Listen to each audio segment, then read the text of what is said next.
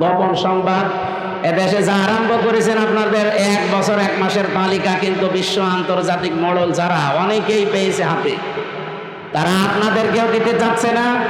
আর মিথ্যা তহমত আমাদের ওপরে যা লাগিয়েছেন, এই কয়েকদিন ধরে যেটা চলছে, বিশেষ করে চরমপন্থার সাথে মৌলবাদ নাম দিয়ে এদেশের মুসলমানদেরকে অনেকেই এখনো পর্যন্ত কালার করার চেষ্টায় আছে এই বিশ্বের মডেলদের কাছে। আমি খোলাখুলি বলছি, এ কথাটা ওনার না, যে বলেছে তার নাম নিলাম না, এ কথা দাদাদের। দাদারা শিখিয়েছে এতদিন খনি হাসিনাকে, ওই কথা এখন শেখাচ্ছে অনেককে। ওনার মতো যদি আবার ফাঁদে পা দেন, উনি তো অন্তত শ্বশুর বাড়ি পেয়েছে, আপনার তো শ্বশুর বাড়ি এই দেশে, আপনি কি করবেন তখন? এখানে কারো কালো ফাঁদে পা দেওয়া যাবে না, চিন্তা ভাবনা করি। শেষে আপনারাও পাবেন না, ইসলামের হাতেও দিলেন না। শেষ পর্যন্ত এটা দেখবেন সাদা চামড়া যারা, তারা অন্য একটা ব্যবস্থা করে ফেলবে। আগামীতে অনেকে চোরা গলি দিয়ে এদিক ওদিক দিয়ে আবার ওই কাজ করতে চাচ্ছেন না। এদেশে নির্বাচনের বাইরে কেউ নির্বাচিত হতে আর পারবেন না। আমি খোলাখুলি বলছি, এটা রেকর্ড হচ্ছে, সারা দেশে যাচ্ছে। অনেকেই সত্য মিথ্যা মিলিয়ে বিভিন্ন ষড়যন্ত্রের মাধ্যমে তারা জানাতে চায় বাংলাদেশ জামাত ইসলামী নাকি ষড়যন্ত্র করছে দেশে যেন নির্বাচন না হয়। এই যে কোরআন শরীফ আমার হাতে, এটা যাহা মিথ্যা কথা। এই 1 বছর 1 মাসের ভেতরে বাংলাদেশ জামাত ইসলামী শুধু একমাত্র দল যারা নির্বাচনের সব কাজ অলরেডি আরম্ভ করে দিয়েছে। আপনি বলেন তো, এটা কি মিথ্যা কথা বললাম? এখনো কোন দলের লোক এইভাবে মাঠে নেমেছে? আমরা তো নেমেছি আগে। আপনি কোন কারণে এই দলের উপরে মিথ্যা তহমত চাপিয়ে দেন? মিথ্যা চাপাতে চাপাতে এখন আর জায়গা নেই। সুতরাং যারা এই ষড়যন্ত্রমূলক কথা বলছেন, আপনারা থামবেন। গত পরশুদিন কি হয়েছে রাতের বেলা আপনারা জানেন? সুন্নাত শুধু নয়, নির্জনে ধ্যানে যাওয়া, আর সুন্নাত হলো পাথরের আঘাত খাওয়া।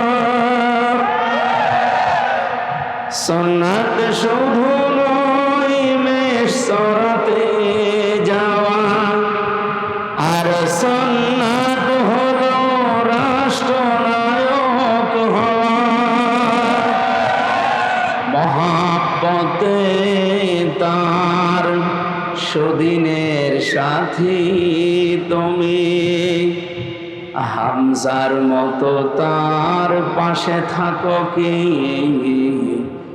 আরো কিছু সুন্নাত আছে তুমি জানো কি, জানলেও জীবনে কখনো তা মানো কি। আমরা আজকে যে দিনটা পার করছি, এটা সফর মাসের 30 তারিখ। এই তো কিছুক্ষণ পরে যে 12টার সময়, রাত 12টা থেকে আরম্ভ হবে। রাত যেহেতু আরবিতে আগে আসে, রবিউল আওয়াল একটা মাস আছে, নাম জানেন না? একটা গুরুত্বপূর্ণ মাস আমাদের মুসলিমদের জন্য। অনেকগুলো শিক্ষা এই মাস আমাদের দিতে আসতেছে, প্রায় 12টা শিক্ষা দিয়ে যাবে। যদিও 12ই রবিউল আওয়াল বলা হয় নবীজির জন্ম, মতভেদ আছে, 9 রবিউল আওয়ালও বলা হয়, 12ই রবিউল আওয়াল যাই বলেন, প্রসিদ্ধ এবং বিশুদ্ধ মত 12ই রবিউল আওয়ালই হবে। তারপরেও রবিউল আওয়ালের যে দিন নবীজি আসুক না কেন, আমরা এই মাসে যে শিক্ষাগুলো নবীজি নবীজির মাধ্যমে আল্লাহ আমাদেরকে দিতে চেয়েছেন, প্রতিটি মাসেই শিক্ষা আছে আরবিতে। ইন্না ইদ্দাতাশ শুহুরি ইনদাল্লাহি 12 শাহরান ফি কিতাবিল্লাহ। আসমান আর জমিন আল্লাহ যেদিন তৈরি করেন, সেই দিন তার কিতাবের ভেতরে 12টা মাসের নাম তিনি লিপিবদ্ধ করেছিলেন, তার ভেতরে রবিউল আওয়াল আছে। যদিও কোরআনে কারিমে আল্লাহ 12টা মাসের নাম সরাসরি উল্লেখ করেননি, শুধু একটা মাসের নাম দিয়েছেন। কি বলেন তো? রমাদান। বাকি কোনো মাসের নাম কোরআনে নেই। ইন্না ইদ্দাতাশ শুহুরি ইনদাল্লাহি 12 শাহরান ফি কিতাবিল্লাহ। এই 12টা মাসের নাম আছে। আসমান জমিন আল্লাহ যেদিন বানিয়েছেন ওই দিন তিনি লিপিবদ্ধ করেছেন এই 12টা মাসের নাম। তাহলে বলেন যে রবিউল আউয়াল 12টার পর থেকে যে আরম্ভ হবে, এটা কি বয়স 1-2 বছর, 5-7 বছর, কত হাজার হাজার বছর আমরা জানি না। আমরা এদেশে বহু মানুষের জন্মদিন, মৃত্যুদিন এবং প্রত্যাবর্তন দিন পালন করি। এই পৃথিবীর শ্রেষ্ঠ মানুষ যিনি আসতেছেন যে মাসে, সেই মাস আমাদের সামনে ছায়া ফেলতে যাচ্ছে, এই মাসকে ওয়েলকাম জানানো দরকার না? আমরা যে সমস্ত বিষয়গুলো ওয়েলকাম জানাই, স্বাগতম জানাই, ওগুলো স্বাগতম জানানোর মতো না। বল বিফাদলিল্লাহি ওয়া বিরহমাতিহি ফাবিযালিকা ফালিয়াফরাহু ওয়া খায়রুম মিম্মা ইয়াজমাউন। আল্লাহ তাআলা বলেন সূরা ইউনূসের 58 নম্বর আয়াতে আছে, নবী আপনি বলেন তামাম দুনিয়া যা পেয়ে আনন্দে আছে, আমি আল্লাহ তোমাদের মাঝখানে যাকে পাঠাচ্ছি আনন্দের বিষয় সেই মুহাম্মদুর রাসূলুল্লাহ। সুতরাং তাকে যারা পেয়েছে তারা যেন আনন্দে থাকে বা আনন্দ করে। ওয়া খায়রুম মিম্মা ইয়াজমাউন, তামাম দুনিয়া যা পেয়ে, যা গেইন করে, যা অ্যাচিভ করে, যা অর্জন করে, আনন্দ করে, এগুলো একটাও স্থায়ী না। একটাও স্থায়ী, এমনকি কারো আদর্শ স্থায়ী না। এ পৃথিবীতে একজনের আদর্শ স্থায়ী এখন আছে, কিয়ামত পর্যন্ত থাকবে ইনশাআল্লাহ, মুহাম্মাদুর। সুতরাং তার আদর্শে যারা আছেন তারা আনন্দ করতে পারে, তারা খুশি হতে পারেন মন থেকে, তারা উল্লাস করতে পারেন এই অর্থে যে আমি মুহাম্মদুর রাসূলুল্লাহর উম্মত। ওয়া জিতাবাকুম, তিনি তোমাদেরকে নির্বাচিত করেছেন। আমা জাআলা আলাইকুম ফিদ-দীনি মিন হারাজ, আর দিনের উপরে মুহাম্মদুর রাসূলুল্লাহর আদর্শের উপরে চলতে গিয়ে যে সমস্ত বাধা বিপত্তি আসে, এগুলো আল্লাহ নিজের পক্ষ থেকে সব দায়িত্ব নিয়ে দূর করে দিয়েছে। আপনি কথার অর্থ বোঝেন? আজ আমরা বিশ্বনবীর আদর্শে যারা আছি এদেশে, বিপদ আপদ মুসিবত যাই আসুক না কেন, এটা আমি নিজে সরাতে পেরেছি, আপনি পারবেনও না। এই বিপদ আপদ মুসিবত ষড়যন্ত্র সব সরানোর দায়িত্ব কার? এই জন্য আমাদের কোনো টেনশন নেই। ওয়ালা তাহিনু ওয়ালা তাহজানু ওয়া আনতুমুল আ'লাউনা ইন কুনতুম মুমিনিন, কোনো ভয় নেই, কোনো টেনশন নেই, কোনো চিন্তাও নেই, এমনকি দুশ্চিন্তাগ্রস্ত হওয়া নিষেধ মুমিনের। ইন কুনতুম মুমিনিন, যদি মুমিন হতে পারো, ওয়া আনতুমুল আ'লাউনা, তোমরা বিজয়ী হবে না, হবেই। আমি আরবি গ্রামার পড়ে দেখেছি, মুবতাদা সব সময় মারেফা হয়, খবর হয় নাকেরা, অনির্দিষ্ট। কিন্তু খবরও যদি নির্দিষ্ট হয়ে যায়, মারেফা হয়, তাহলে ইফিদুল হাসরা, হসরের ফায়দা দেয়। তখন বাংলা অর্থ দাঁড়ায়, শেষে হস্যাই দেওয়া লাগে। আল্লাহ তাআলা ওয়া আনতুম আ'লাউনা দিতে পারতেন, আলিফ লাম বাদ দিলেও আমি অর্থ করতে পারতাম। যারা আলেম আছে তারা আলিফ লাম বাদ দিয়ে পড়তে দেন, আমি নেড়া আরবি সব জেরজবর দিয়ে দেব। আমি অর্থ আপনি বাংলা ভাষায়, ইংরেজি ভাষায় করে দেব, কিন্তু আনতুমুর আ'লাউনার আগে আলিফ লাম দিলেন।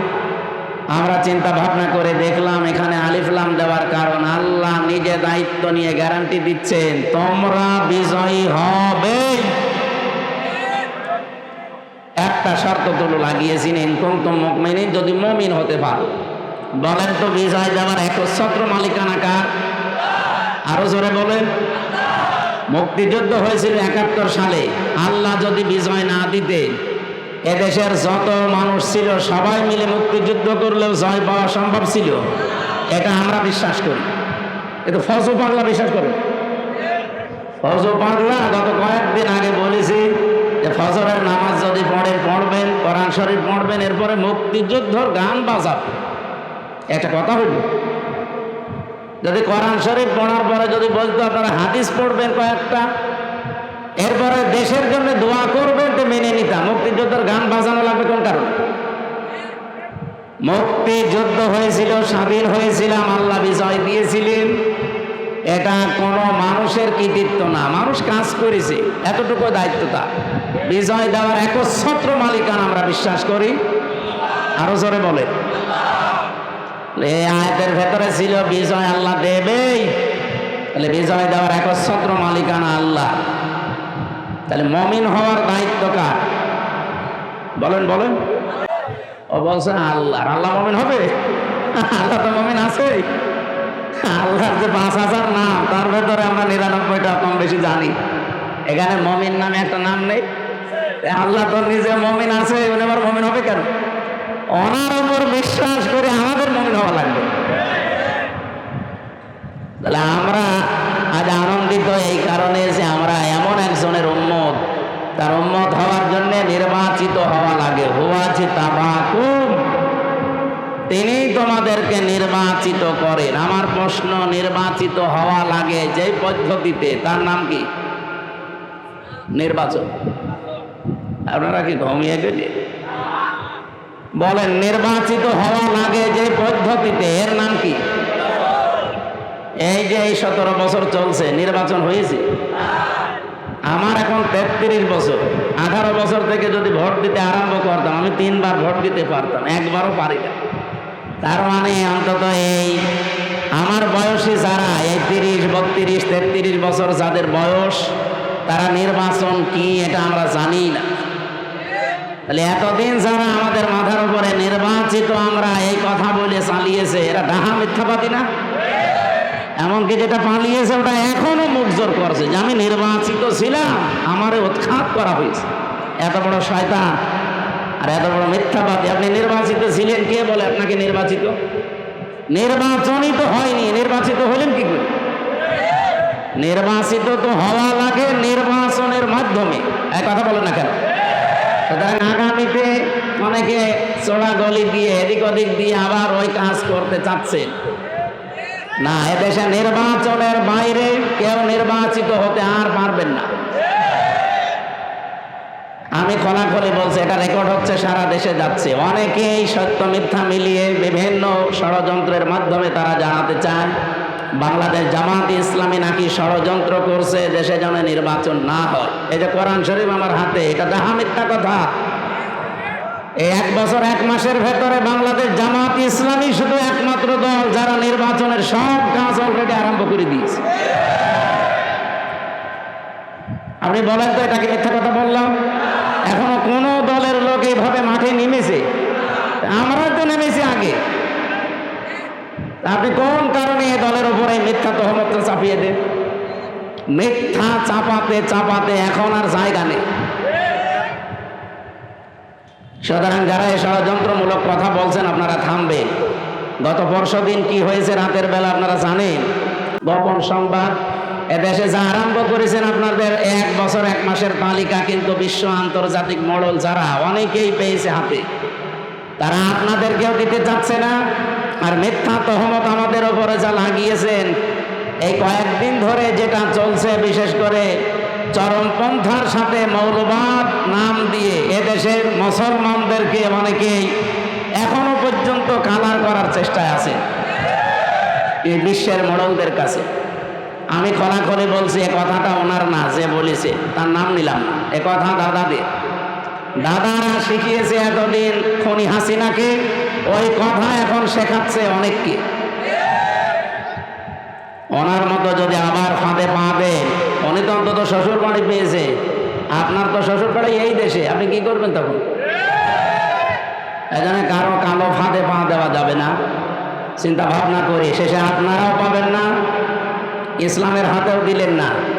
শেষ পর্যন্ত এটা দেখবেন সাদা চামড়া যারা, তারা অন্য একটা ব্যবস্থা করে ফেলবে। এখন তো অন্তত দাঁড়িয়ে রাখতে সুযোগ পাচ্ছে, নামাজ পড়তে যেতে পারেন মসজিদে।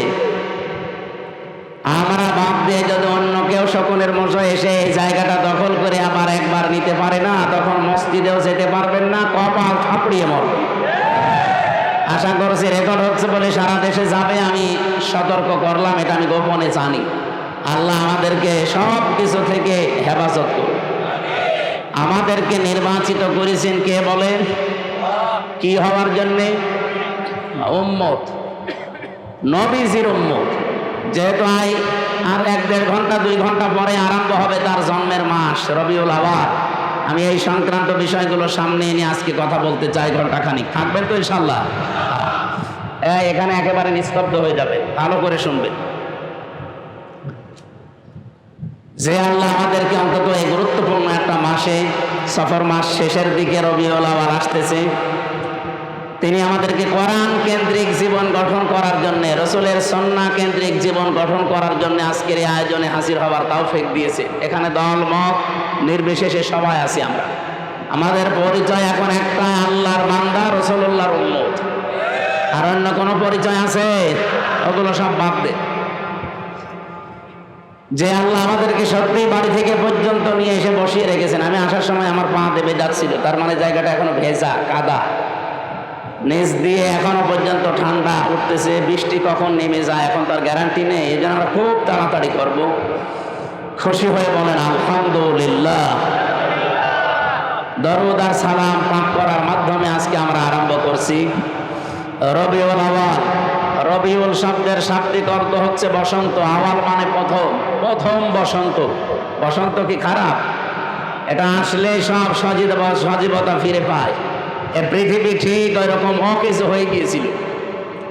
রব্বুল আলামিন বলেন লাকাদ মান্নাল্লাহু আলাল মুমিনিনা ইয বাআসা ফীহিম রাসূলাম মিন আনফুসিহিম ইয়াতলু আলাইহিম আয়াতিহি ওয়া ইউযাক্কিহিম ওয়া ইউআল্লিমুহুমুল কিতাবা ওয়াল হিকমা ইলা আখির আয়াত। সূরা আলে ইমরান থেকে বলছি 164 নম্বর আয়াতে আছে। আল্লাহ পাক বলেন লাকাদ মান্নাল্লাহ, অবশ্যই আমি আল্লাহ মানন করেছি, অনুগ্রহ করেছি, আলাল মুমিনিনা, পৃথিবীর মুমিনদের উপরে। আমরা যারা ঈমান এনে মুমিনের দাবি করছি, আমাদের উপরে সবচাইতে বড় মানান, অনুগ্রহ, দয়া আল্লাহ কি? ইদ বাআসা ফীহিম রাসূলা, আমি একজন রাসূল পাঠিয়েছি তোমাদের মাঝে। এটা সবচাইতে বড় মানন আল্লাহর। তাফসীর আমি পড়তে গিয়ে এদের থেকে দেখেছি এই পৃথিবীতে যত দয়া, যত রহমত, যত মানান, অনুগ্রহ আল্লাহ দিয়েছেন, সবচাইতে বড় দয়া আল্লাহর কাছ থেকে এসেছে তিনটা। 1 নম্বরে কোরআনে কারীম, 2 নম্বরে মুহাম্মাদুর রাসূলুল্লাহ, 3 নম্বরে আমরা মার বাবা পেয়েছি। এটা আল্লাহর রহমত। যাদের বেঁচে আছে রহমত বেঁচে আছে, যাদের মারা গেছে তার রহমত আর দুনিয়ায় নেই।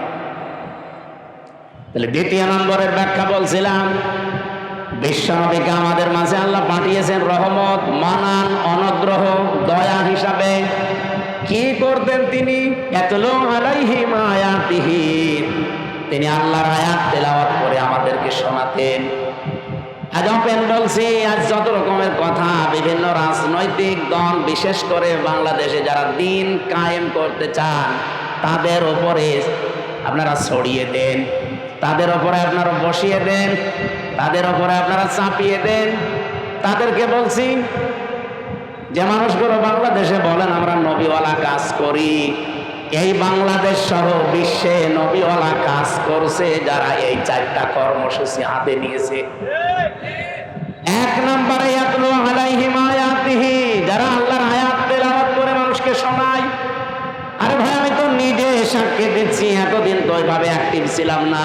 জেল থেকে বের হয়ে অ্যাক্টিভ হয়ে দেখলাম বাংলাদেশ জামাত ইসলামী এবং ইসলামী ছাত্র শিবির আর ইসলামী ছাত্রী সংস্থা, এই 3টার ভেতরে আমি শুধু পেয়েছি তারা কোরআন তেলাওয়াত করে আগে মানুষকে শোনাবে। এটা প্রথম কর্মসূচি। এটা শোনাতে হলে নিজের যোগ্যতা লাগবে। এই জন্য তাদের 15টা পয়েন্ট প্রতিদিন লেখা লাগে। তার প্রথম পয়েন্টে আপনি কোরআন শরীফ কয় আয়াত পড়েন, বুঝে পড়েন না আন্দাজে পড়েন, ওইটাও আবার লেখা লাগবে। হাদিস আপনি কয়টা পড়েন, বুঝে পড়েন না ব্যাখ্যা সহ পড়েন না আন্দাজে পড়েন, ওইটাও লেখা লাগবে। আরো তো 13টা বাদ দিলাম। আপনি এই 2টাই ধরেন, নবীওয়ালা কাজ করতে হলে অবশ্যই আপনাকে কোরআন জানা লাগবে। এক কথা বলেন না কেন? বাংলাদেশ জামাত ইসলামীতে যোগ দিতে হলে আপনাকে যদি আস্তে আস্তে উপরে উঠতে হয়, মাস্ট বি কোরআন জানা লাগবে। জামাতের কোন রকম হয়েছে কোরআন পড়তে পারে না, আপনি বাংলাদেশ পুরাটা যদি দেখাতে পারেন, আমি ওয়াজ বাদ দিয়ে দেব। আমি নিজে তো সারা দেশে গেছি, আমার নিজের জেলা থেকেও বলছি, আমার মতো আমির হামজা, আমি হাফেজ, কোরআনের উপর আমার ওয়াজ মাস্টার্স করা। আমার রকম হতে গিয়ে যিনি দায়িত্বে এসেছিলেন ঢাকা থেকে 120টা প্রশ্ন করেছি। আমার মতো মানুষ 120টা প্রশ্ন, কোরআন কেন্দ্রিক প্রায় 20টা, পরিবার নিয়ে 20টা। এতদিন পর্দার ওয়াজ করেছি, কিন্তু খাস পর্দা কি এটা আমি নিজেও ওভাবে মানতাম না। অক্টোবরের 13 তারিখে রোপণ হওয়ার পর থেকে আমি বাস্তবে দেখেছি যে পর্দা কি জিনিস আর কেন করা লাগে। জামাত ইসলামের কথা আমি এই জন্য বলছি, বাংলাদেশে 73টা সংগঠন আছে, দল আছে। কোন দলে আপনি কাজ করলে জামাত কর্মী মানে সমাজকর্মী, অন্য দলের কোন কর্মী মানে সমাজকর্মী আমি পাইনি। কিন্তু জামাত ইসলামের কর্মী হতে হলে আপনাকে আগে সমাজকর্মী হওয়া লাগবে। এটা বানিয়ে বললাম? আপনি সারা বাংলাদেশে 56,000 বর্গ মাইলে যেখানে জামাত কর্মী দেখবেন, সে শুধু কর্মী না, দেখবেন সে সমাজকর্মী।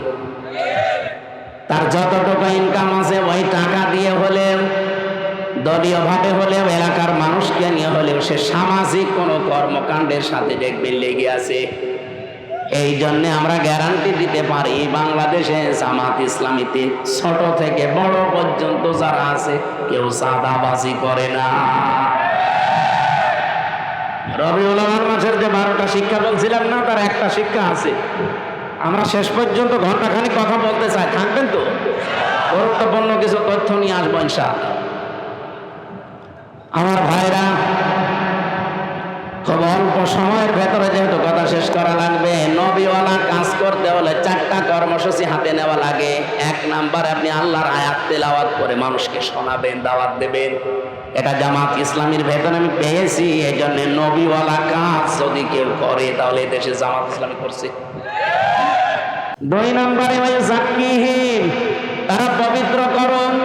এই যে সংস্কার বলছেন, এটা এই শব্দ থেকে নেওয়া। সংস্কার তো 1 বছর 1 মাস হয়ে গেল, যা আশা করেছিলাম কিছুই হয়নি। শুধু নাটোরে ডিসি গেছে কুষ্টিয়ায়, কুষ্টিয়াটা কুমিল্লায়, মাল তো সব একই আছে। আমরা চাই যে দায়িত্ব ভার নিয়ে আপনি বসেছেন, এটা যেন কিছুদিনের ভেতরে অন্তত আমাদের দেখান, নয়তো আমরা বিশ্বাস হারিয়ে ফেলছি। অন্তত সংস্কার এবং দৃশ্যমান একটা বিচার দেখা। কথা বলে না কেন? যে একটা মহিলার সিদ্ধান্তের কারণে 2000 মানুষ অলরেডি বিদায় নিয়েছে। এটা সরকারি জরিপ। বেসরকারি জরিপ হচ্ছে 3432 জন। এতগুলো মানুষ যার কারণে দুনিয়া থেকে 24 সালে বিদায় নিল। আর এই 15.5 বছর তো বাদই দিলাম। এখনো পর্যন্ত প্রায় 40,000-এর উপরে মানুষ বিভিন্ন হাসপাতালের বেডে বাড়িতে কাতরাচ্ছে। একটা মানুষের কারণে যদি এরকম ক্ষতি হয় তো তার কিছু করা দরকার না? আমরা চাই খুনি হাসিনার দৃশ্যমান বিচার যেন এদেশে তাড়াতাড়ি করা, নয়তো আবার কেউ খুনি হাসিনা হয়ে উঠবে। অনেকে আশা প্রকাশ করছে। আজকে একটা মিছিল হয়েছে, পিঠের উপরে বাম্বু গেছে, তখন আবার সোজা হয়ে গেছে।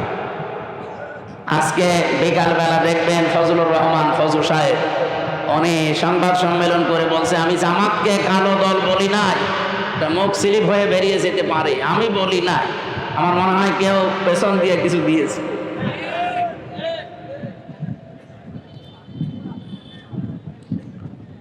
আমার ভাইরা, আমি শুধু ইঙ্গিত দিয়ে গেলাম। কোরআনে কারিমে এরকম 4টা জায়গায় 4টা আয়াত একই রকম শুধু শব্দ হেরফের করা আছে। সূরা বাকারা 129 নম্বর আয়াত, সূরা বাকারা 152 নম্বর, 151 নম্বর আয়াত, সূরা আলে ইমরান 164 নম্বর আয়াত, আর সূরা জুমা 2 নম্বর আয়াত। এই 4টা জায়গায় একই কথা আছে যে নবীওয়ালা কাজ করতে হলে এইগুলো করা লাগে। যারা এই দেশে করছে আপনি নির্দ্বিধায় বিশ্বাস করতে পারেন কোরআনের সাথে তাদের মিল আছে, তারাই মাত্র নবীওয়ালা কাজ করছে। কিতাব 3 নম্বরে তারা কিতাবের শিক্ষা ব্যবস্থা চায়। এই বাংলাদেশে যতগুলো আন্দোলন হচ্ছে আল্লাহর কোরআনকে শিক্ষা ব্যবস্থায় নিয়ে যাওয়ার জন্য আপনি তাকান। এই যে 15 বছরের ভেতরে একটা বিষয় দেখবেন, আগে 5 এবং 8-এ বৃত্তি পরীক্ষা হতো, 100 মার্কের কোরআন হাদিস থাকতো, সেটা এই 15 বছরে পোড়াটা তুলে দিয়েছে। একটা আমরা দাবি জানিয়েছি, নবীর নাম নিয়ে বসে আছেন, ডক্টর মোহাম্মদ ইউনুস। কয়জন নবীর নাম? মোহাম্মদ ইউনুস, 2 নবীর নাম নিয়ে আছেন। অন্তত এই কাজটা করে যান যাওয়ার আগে, যে আমরা 1 থেকে মাস্টার্স পর্যন্ত দেশে এই কোরআনের 100 মার্কের কম্পালসারি সাবজেক্ট চাই। চান না এটা? সেদিন বাংলাদেশ জাতীয়তাবাদী দলের একজন সর্বোচ্চ পর্যায়ের নেতা, ওনার কাছ থেকে আহ্বান পেয়েই তিনি এসেছিলেন। বাংলাদেশের পথিতযশা যারা আলেমে দ্বীন আছে বড় বড়, ডক্টর কাজী ইব্রাহিম, মুফতি ইব্রাহিম, এরপরে শায়েখ আহমদুল্লাহ, এরপরে শায়েখ হারুন ইসহাক, আমি নিজেও ছিলাম, এরকম আরও যারা আছে, মাওলানা মামুনুল হক, সাদাত হোসেন রাজি আমিনী সাহেবের যে জামা, এরকম বাংলাদেশের যতগুলো আলেম আছে সব এক জায়গায় হয়েছিল। তারা সবাই চাচ্ছে, এবং জাতীয়তাবাদী দলের গুরুত্বপূর্ণ কয়জন ছিল, আমি নাম নিলাম না, এই মানুষগুলো এসে সবাই তাদের মনের ভেতরে এই আশঙ্কা যে যেভাবে চলছে এইভাবে চলতে থাকলে আমাদের ছেলে মেয়েরাও শেষ বয়সে আমাদেরকে বৃদ্ধাশ্রমে রেখে আসবে। কারণ তারা আমার সাথে 3 বছর জেলে ছিল, আমি নিজে দেখেছি, পরিবর্তন হয়েছে তারা অনেকে। তারা এখন চাচ্ছে যে কোরআনে কারিম যেন অন্তত 100 মার্কের কম্পালসারি প্রত্যেকটা জায়গায় হোক। আমরা কোরআন কেন্দ্রিক হতে চাই। এর বাইরে যারা আছেন দাদাদের প্রেসক্রিপশন অনুযায়ী চলেন, ওনাদের সোফা ছাড়া চলতে পারেন না। আপনার কপালে কিন্তু আমার মনে হয় ফজর মতো গালিগালাজ খাওয়া লাগবে। দেখেন না আজকে কি গাল দিয়েছে, ফজু বেরিয়া। একটা কথা হলো, আলেমদের বিরুদ্ধে কথা বলার ফল এটা। এই জন্য সাবধান থাকবেন, আপনিও যেন এরকম রাস্তায় নেমে আবার গাল না খান। আমরা চাচ্ছি নবীওয়ালা কাজের এই 3 নাম্বার কর্মসূচি হাতে নিতে। আমি গ্যারান্টি দিতে পারি, বাংলাদেশ জামাতে ইসলামীকে যদি আল্লাহ ওই জায়গায় পৌঁছিয়ে দেয়, আল্লাহর কসম সংসদ থেকেই পাস হবে এটা ইনশাআল্লাহ। কোরআনে কারিমে দেশে 92% মুসলমান আমরা, অন্য ধর্মের যারা আছে তাদের ধর্মগ্রন্থ তারা পড়বে, কোনো অসুবিধা নেই। কিন্তু 92% আমরা মুসলমান, আমরা চাই এদেশে 1 থেকে শুরু করে মাস্টার্স পর্যন্ত একটা ছেলে যখন বের হয়ে আসবে অন্তত যেন আলেম হয়ে বের হয়ে আসে। আজকে আমার কুষ্টিয়ার ডিসি পাল্টিয়ে গেছে, মানে খুলনায় গেছে, পটুয়াখালীর একজন যিনি উনি আজকে এসে জয়েন করেছে। সাক্ষাৎ করেছিলাম আগের তার সাথে, উনি অনেকদিন ওএসটি হয়েছিল, শেষ পর্যায়ে এসে কুষ্টিয়াতে দায়িত্ব পেয়ে চলে গেছে আজকে। আমি যতটুকু কথা বলে তার সাথে বুঝেছি, ভেতরে তার কোরআনে কারিমের যতটুকু আলো আল্লাহ দিয়েছে, এই জন্যে কুষ্টিয়াকে অন্তত সাদাবাজ মুক্ত করার জন্য তিনি চেষ্টা চালাচ্ছিলেন। কিন্তু কিছু মানুষের কারণে আল্লাহরে বান্দা আর পেরে দেয়নি, এখন খুলনাতে চলে গেছে। আল্লাহ যেন সফলতার সাথে, সততার সাথে এবং ইখলাসের সাথে দায়িত্ব পালন করার তৌফিক দিন। আজকে কুষ্টিয়ার সবচাইতে বড় অফিস, আমি ওখানে গিয়েছিলাম দুপুরবেলা, অনেক সময় ছিলাম। উনি আমারে বলছিলেন, আমি প্রায় 16-17 বছর ওএসডি হয়েছিলাম। আল্লাহ যখন আমাকে দায়িত্বে এনেছে, আর আমি যতদিন কুষ্টিয়ায় আছি, উনি গ্যারান্টি অন্তত আমাদের 8-9 জনের সামনে দিলেন যে যারা সততার দিক থেকে, চরিত্রের দিক থেকে 1 বছরে এগিয়ে আছে, আমি তাদের মাধ্যমে কুষ্টিয়াতে কাজ করতে চাই। তিনি নাম নেয়নি, কিন্তু আমি জেনেছি তারা হচ্ছে বাংলাদেশ জামাত ইসলাম। 1 বছর 1 মাসের ভেতরে তাদের কোন চরিত্রে খুঁত পেয়েছেন আপনি? বিড়ি খায় এমন একজন কর্মী পেয়েছে, বাকিগুলো তো বাদই দিলাম। আর বাকি অন্যান্য যারা আছে এই 73টা দলের অধিকাংশ দল, আমি সবাই বলি না, অধিকাংশ আপনি মিলিয়ে দেখবেন তারা যাদের আদর্শ নিয়ে রাজনীতি করে, ও আদর্শই না। তা আমাদেরকেও যারা মওদুদের অনুসারী, মওদুদের উম্মত পর্যন্ত বলে ডাকেন, আপনি মানুষ। আমরা মওদুদের উম্মত মানে, মওদুদের অনুসারী মানে আমরা তাকে ফেকার ইমামও মানি না, তাকে আমরা মাযহাবের ইমামও মানি না। তার হাজার দিক নির্দেশনা আছে, শুধু একটা বিষয় আমরা গ্রহণ করেছি, এই গণতান্ত্রিক পদ্ধতিতে ইসলামকে তার জায়গা মতো নিয়ে ইসলামের কাজগুলো করার এই একটা পদ্ধতি নিয়েছি। আপনার যদি এটা ভালো না লাগে আপনি অন্যটা নেন, কিন্তু আপনি আমাকে মওদুদের উম্মত বলেন, অনুসারী বলেন, কোন কারণ? আমি কি তার মতো টুপি মাথায় দিয়েছি? বলেন, তার টুপির যে সাইজ আপনি দেখেননি? আমি তার মতো যে যে পোশাক তার যা আছে সব কিছুকে আমার তার মতো আছে। আমি একটা শুধু নিয়েছি। আপনার যদি ভালো না লাগে আপনি ওটা নিয়েন না, কিন্তু এরকম গালিগালাজ করবেন না। এটা কিন্তু আর আগস্টের 5 তারিখের আগে নেই, 24 সালের। এখন 25 সালের সেপ্টেম্বরের কয় তারিখ আজকে? আগস্টের 25 তারিখ চলছে। সুতরাং আমরা সাবধান হব। এখন আর আমাদের মুখে যেহেতু লাগাম নেই, সত্য কথা বলতে আর কোনো বাধা আছে? আগেও বলতে পারতাম, কিন্তু মুখ চেপে ধরা হতো। এখন চেপে ধরেন তো দেখি। আর আসবেন না আমি জানি। আসবেন কি করে? আপনি তো পালিয়েছেন। আমার ভাইরা, নবীওয়ালা কাজের যে দোহাই দিয়ে আমরা অনেকে মানুষকে ধোঁকা দিচ্ছি, আজকে আমি বলতাম না এটা। শুধুমাত্র তেলাওয়াতকৃত আয়াতটা, এই সূরা কি আনআম 165টা আয়াত আছে। এটা নাজিল হয়েছে মক্কা। এখান থেকে একটা বিষয় আমার মাথার ভেতরে ঘুরপাক খাচ্ছে, এই কারণে নিয়ে আসলাম এটা। 4 নাম্বারটা আগে বলি, তারপরে আমি বলছি। ওয়াল হিকমা, হিকমতের সাথে কাজ করা লাগবে। আর যারা এ কথা মিডিয়ার সামনে এসে আলেম নামে কলঙ্ক, তারা আলেম নাম নিয়ে এগুলো বলেন যে 5 কোটি মানুষ এক জায়গায় হলেই কি ইসলাম কায়েম হয়ে যাবে? 5 কোটি না, এ বাংলাদেশের সব মানুষ এক জায়গায় হলেও ইসলাম কায়েম হবে, কথা আমরা বলি না। ঢাকার মহাসমাবেশে ইসলাম কায়েম হয়ে যাবে কথা কেউ বলেছে বাংলাদেশে? বলেন।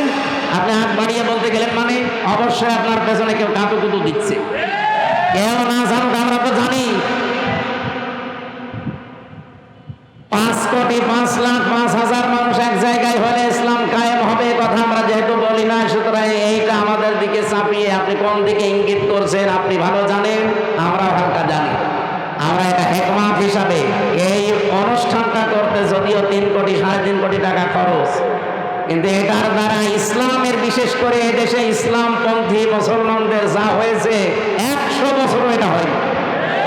এক সমাবেশে আন্তর্জাতিক মহল থেকে বিশেষ করে যতগুলো রাষ্ট্রদূত বিশ্বের কাজ করে এই দেশে, সব এখন জামাত অফিসে এসে ধর্ণা দেয়। আপনি দেখেছেন প্রতিদিন বাংলাদেশে বিভিন্ন দেশের রাষ্ট্রদূত, বিভিন্ন দেশের উপপ্রধানমন্ত্রী পর্যন্ত এসে দেখা করে যাচ্ছে। এমনি এমনি করে তারা। বিদেশি সাংবাদিক আমি যাদের সাথে পরিচিত হয়েছিলাম ওই দিন, তারা পর্যন্ত বলেছে যে একটা দলের ডাকে এত মানুষ এক জায়গায় হয়, এটা পৃথিবীর মনে হয় প্রথম ইতিহাস। ওই সাংবাদিক ফ্রান্সে, উনি ইংরেজিতে বলছিলেন যে একটা দলের ডাকে এত মানুষ ঢাকাতে, এটা মনে হয় পৃথিবীর প্রথম ইতিহাস, এত মানুষ এক জায়গায় হয়। গত 2 দিন আগে ভারতের তামিলনাড়ুতে বিজয় থালাপতি নাকি যেন নাম, ওনার নামটা আমি ভালো জানি না, বিজয় থালাপতি এরকমই দেখলাম পত্রিকায়, উনি ডাক দিয়েছে 4 লাখ মানুষ এসেছে। আর বাংলাদেশ জামাত ইসলামের আমির ডাক্তার শফিকুর রহমান ডাক দিয়েছিল 4 লাখ। আমার মনে হয় গণনার বাইরে। আপনি কি মনে করছেন যে এই সমাবেশ যদি বাংলাদেশের 73টা দল আছে, যে কোনো দলকে করতে দেন তো 3 কোটি টাকা না, আমি 30 কোটি টাকা তাদেরকে বলবো খরচ করতে, তাও তারা এর অর্ধেক মানুষ নিয়ে আসতে পারবে। কারণ আমরা যারা এদেশে জামাত ইসলামী থেকে ওই জায়গায় গিয়েছিলাম, এটা ইবাদত মনে করে গিয়েছিলাম। এটা একটা হিকমত। আমরা হিকমার ব্যাখ্যায় অনেকগুলো বিষয় ছিল, আমি সবগুলো নিয়ে আসতে পারছি না। আমি শুধু এই মক্কা এবং মদিনায় নাজিল হওয়ার একটা প্রেক্ষাপট নিয়ে আসতে চেয়েছি। এদিকে তাকান, এ সূরা নাজিল হয়েছে মক্কায়। কোথায়? কোরআন শরীফের ভেতরে মক্কায় নাজিল হওয়া সূরা 92টা, আর মদিনায় নাজিল হওয়া সূরা 22টা। অন্য আরেকটা বর্ণনা আছে 86টা আর 28টা। আমরা প্রথমটায় ধরলাম। তাহলে এই সূরাটা মক্কায় 165টা আয়াত আছে, আমরা মাত্র একটা আয়াত পড়েছি। আমার এই মাথার ভেতরে আয়াত নিয়ে যত তথ্য আছে, 1 ঘন্টা তো এমনি বললাম, কিয়ামত পর্যন্ত আলোচনা করলে এই আয়াত শেষ হবে না। এত কথা এর ভেতরে আল্লাহ লুকিয়ে রেখেছে। আমরা হালকা টান দিয়ে কিছু বের করতে পারবো ইনশাআল্লাহ, আপনাদেরকে ডেলিভারি দেবো ইনশাআল্লাহ। তাহলে সূরাটা নাজিল হয়েছিল কোথায়? মক্কা। এই জন্য সূরার নাম মাক্কি সূরা। মদিনায় যতগুলো সূরা নাজিল হয়েছে সবগুলোকে বলা হয় মাদানী সূরা। শিক্ষা কি? আপনি দেখবেন যতগুলো সূরা মক্কায়, এই 92টা সূরার কোন জায়গায় ইয়া আইয়ুহাল্লাযীনা আমানু পাবেন। আর আপনি যারা আছে কোরআন পড়ে শেষ পর্যন্ত পড়িয়েছে উপর থেকে, অবশ্যই শুরু থেকে শেষ পর্যন্ত এনাদের পড়া আছে। স্টেজের সামনের কাতারে যারা একটা ভাব নেই, প্রত্যেকেই ওয়ান থেকে শেষ পর্যন্ত পড়িছে। কিন্তু আপনি বলেন এই 92টা সূরা ইয়া আইয়ুহাল্লাযীনা আমানু নেই?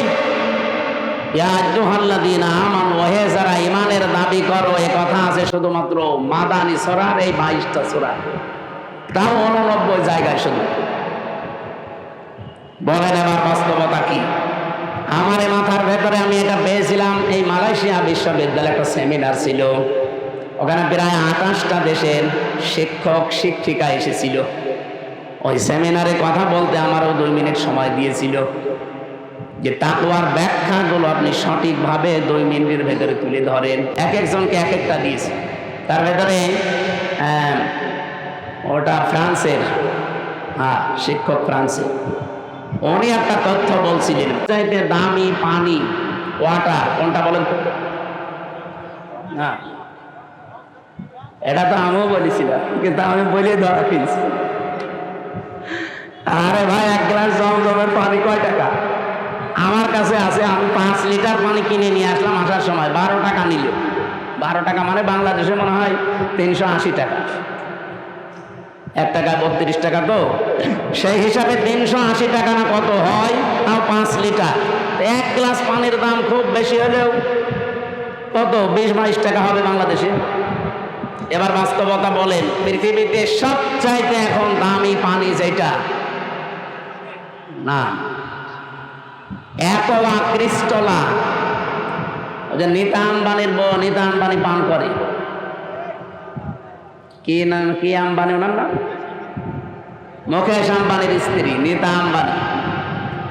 এটা স্বর্ণের কি যেন মিশিয়ে দেয় ওর ভেতরে, খুব দামি পানি। 1 লিটার পানির দাম বাংলাদেশের 3.5 লাখ টাকা। আমার মনে হয় মহিলার যদি 24 ঘন্টায় অন্তত 3-4 বোতল পানিও লাগে, 3-4 লিটার, কত টাকার পানি লাগতে পারে আপনি বলেন তো? 10-12 লাখ টাকার শুধু পানি খরচ হয় তার, আর বাকি যা তো বাদই দিলাম।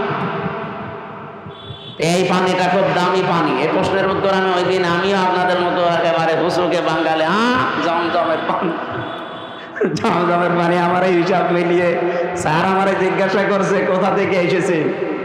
আমি বললাম, আরবিতে বললাম, যে তুমি বাংলাদেশ। উনি আরবি, ইংরেজি অনেকগুলো ভাষা আয়ত্তে আছে ওরা। আমারে বলছে যে এইভাবে লেখাপড়া করলে হবে, বিশ্ব সম্পর্কে জানা লাগবে না?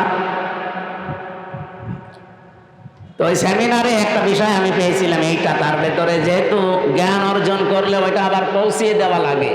এ নির্দেশ কার? বাল্লিগু আন্নি ওয়ালাউ, একটা বাক্য যদি জানো ওটা পৌঁছিয়ে দাও। সেই হিসাবে আমি পৌঁছিয়ে দিতে চাই, সঠিকভাবে তুলে ধরবো। মানবেন তো ইনশাল্লাহ? আপনি আবার মনে করেন না যে হুজুর টেনে কথা বলছে না। এই যে কোরআন শরীফ আমার সামনে, আল্লাহর কসম আমি যা শুনেছি বুঝেছি ওইভাবেই বলছি। বলেন 92টা সূরা আল্লাহ নাযিল করলেন মক্কায়, একটা জায়গায় ওই আইয়ুহাল্লাযীনা আমানু বললেন না। বলেন তো মক্কায় কি ওই সময় ইমানদার একটাও ছিল না? এক কথা বলেন না কেন? এই যে 13 বছর নবীজি মক্কায় ছিলেন, যতগুলো সূরা নাযিল হয়েছে, একটা সূরায় আল্লাহ ইয়া আইয়ুহাল্লাযীনা আমানু বলেননি। ইমানদার আছে, স্বয়ং নবী আছে, নিজে আবু বকর সিদ্দিক আছে, হযরত ওমর আছে, যিনি জান্নাতের গ্যারান্টি দুনিয়ায় পেয়েছেন, এই মানুষ আছে, অথচ আল্লাহ ইয়া আইয়ুহাল্লাযীনা আমানু দেন কেন? কারণ ওই সময় রাষ্ট্রের দায়িত্ব ছিল আবু জেহেল। কে ছিল? আরো জোরে বলেন। এই মানুষগুলোই মক্কা থেকে মদিনায় হিজরত করে সেখানে মাত্র 10 বছর রাষ্ট্রের নায়ক হচ্ছেন মুহাম্মাদুর।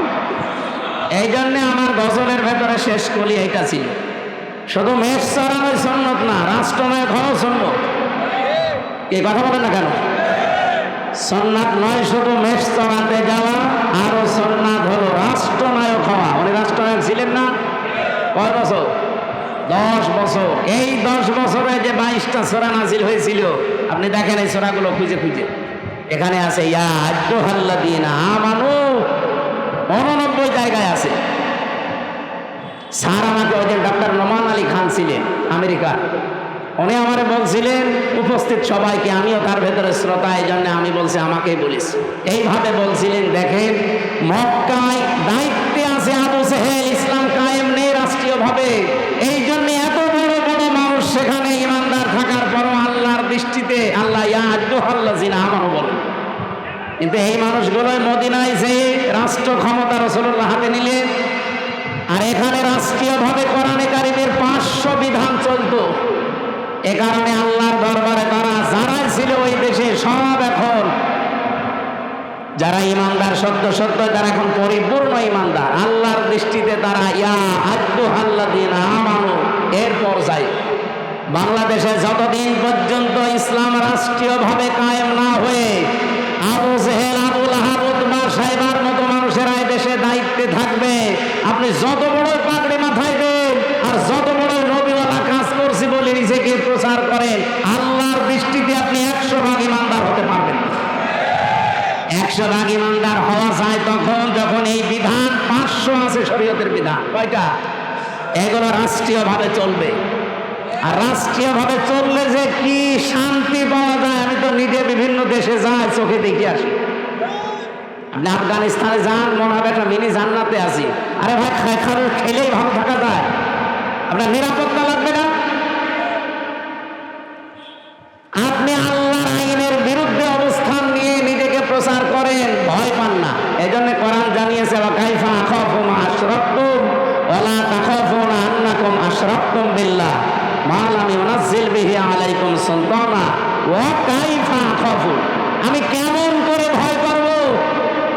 তোমরা যাদেরকে আল্লাহর সাথে শরীক করো তাদের বিষয়ে আমি কেমন করে ভয় করব, অথচ তোমরা আল্লাহর সাথে শরীক করে ভয় করো না।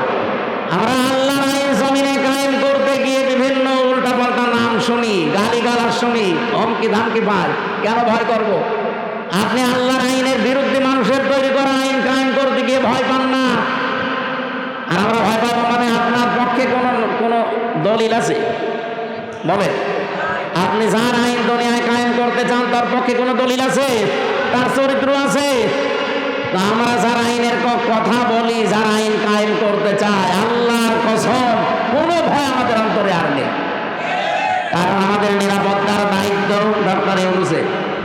কার?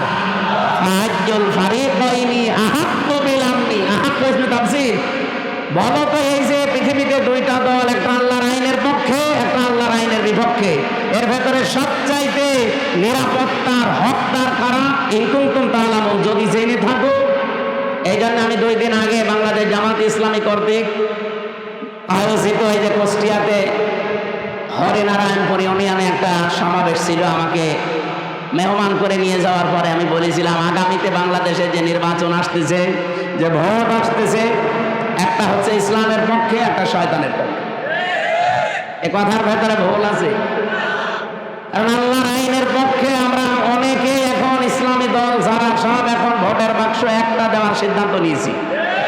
এর বাইরে যারা আল্লাহর আইন বাদ দিয়ে অন্য আইন কায়েম করতে চান, আমি নাম নিলাম না তাদেরকে কোরআনে কারিমে শয়তানি বলা হয়েছে, নাকি আমি নিজে বানালাম? আল্লাহ রাব্বুল আলামিন বলেন আল্লাযীনা আমানু ওয়া লাম ইয়ালবিসু ঈমানাহুম বিযুলমিন উলাইকা লাহুমুল আমন। ভালো করে শুনবেন, আল্লাহ বলেন আমি নিরাপত্তা দেই, আমার পক্ষ থেকে যদি কেউ নিরাপত্তা পেতে চায় 2টা গুণ অর্জন করা লাগবে, ঈমান আনা লাগবে আর শিরিক আর জুলুম মুক্ত জীবন গঠন করা লাগবে। এখানে জুলুম মানে শিরিক। আমি একটা মিলিয়েছিলাম সূরা আলে ইমরানের সাথে, অমান দাখলাহু কানা আমিনা। যখন আমার মা আমার সাথে ছিল, বললাম যে মা, এই যে এইটা মাকামে ইব্রাহিম আলাইহিস সালামের যে পায়ের চিহ্ন এখনো আছে। উনি অনেকক্ষণ দাঁড়িয়ে দাঁড়িয়ে ঘুরছিলেন আর দেখছিলেন।